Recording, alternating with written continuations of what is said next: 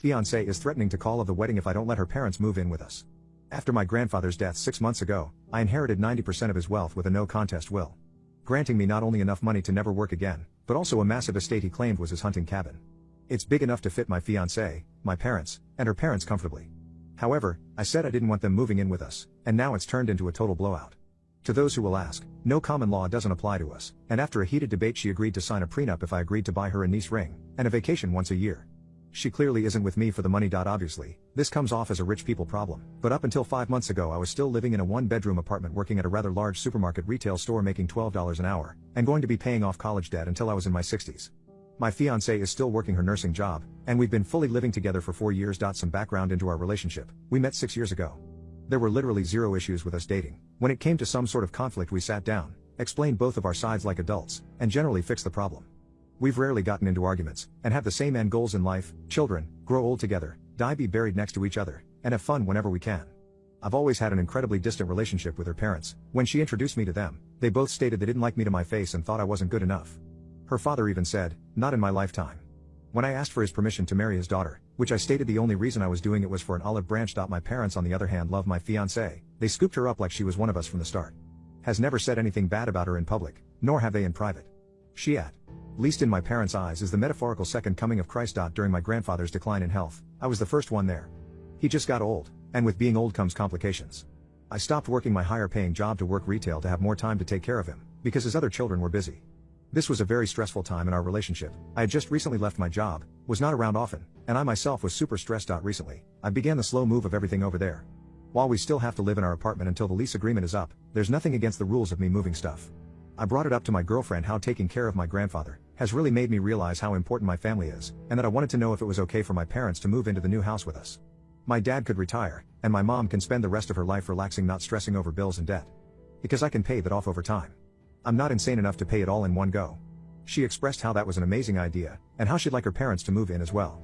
I laughed at the idea, and asked her if she was serious, and why would I want to live in a house with people I don't like, nor want to interact with. She explained that this could be a good chance at us healing old wounds and making amends.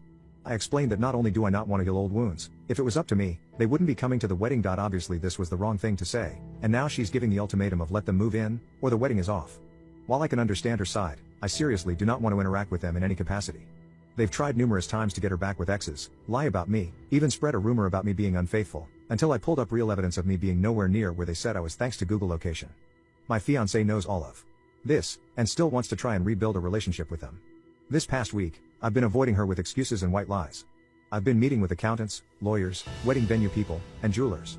I've also been spending all-nighters at my grandfather's grave drinking with him, and not getting back home until 4 a.m. To me, it feels like my grandfather is still the only person I can vent my deepest secrets and frustrations to. Saturday, June 17, 2023. I've postponed the wedding.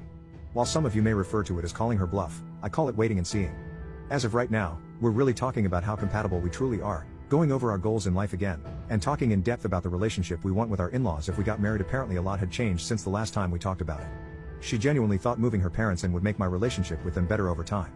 I've expressed that as a result of all they've said/done to me, any positive relationship or communication with them will only be done out of necessity. For example, if she was pregnant, in the hospital, or any life-altering complication or celebration. She did not take this well, but that was expected, but it's important I tell my truth. She believes I'll come around, and try to build a relationship with her parents, but as of right now I can't see myself doing it. My parents won't be moving in, as I haven't even asked them yet. I know some of you were confused/assumed it was already happening. It was not. I asked if it was okay if they could. Not telling her it was happening. Some of you suggested that maybe moving them in as newlyweds was weird, and suggested building them a small house on property. I didn't think about that, and will talk to my accountant/parents about it whenever that conversation needs to be talked about.